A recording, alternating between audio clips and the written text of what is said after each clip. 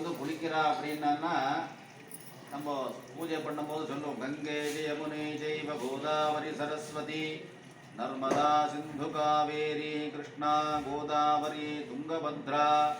எவ்வளோ நதிகள், எல்லாம் நதிகளோட பேர். எல்லா நதிக்கும் இது ராஜா.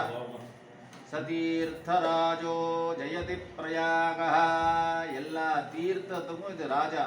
தீர்த்தராஜ பிரயாக. ராஜா எங்கேயும் போக மாட்டான், அங்கேயே தான் உட்காந்துருப்பார். அந்த ராஜாவுக்கு அட்டெண்டன்ஸ் கொடுக்கறதுக்கு எல்லாரும் இங்கே வருவா. இங்கே வந்து அவள் அட்டெண்டன்ஸ் கொடுத்து ஸ்நானம் பண்ணிட்டு அவள் என்ன பாப்பமோ பாப்பெல்லாம் போய் அவாவாவுக்கு முடிஞ்சது தானம்லாம் பண்ணுவாள். குப்த தானம்னு பண்ணுவாள். குப்தம்னா நீங்கள் என்ன கொடுக்குறேன்னு உங்களுக்கு தான் தெரியும், வாத்தியாருக்கு கொடுக்குற அவளுக்கு தான் தெரியும். வாத்தியாருக்கும் தெரியாது நீங்கள் என்ன கொடுத்தேன்னு தெரியும். அப்புறம் அவள் அந்த போய் வாத்தியார் பிரித்து பார்த்தா தான் தெரியும்.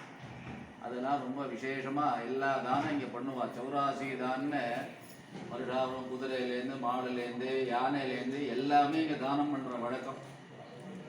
அவ்வளோ விஷயம். ராஜா ஹர்ஷவர்தன் 12 வருஷம் காலத்தில் அவன் என்ன சம்பாதிச்சானோ ராஜ கோஷத்தையே இங்கே தானம் பண்ணிட்டு போயிடுவான். ஒன்றுமே இருக்காது, கட்டின்ற வஸ்திரத்தையும் விட்டுட்டு போயிடுவான். அவ்வளோ விசேஷமாக எவ்வளோ தானம் பண்ணாலும் இந்த ஊரில்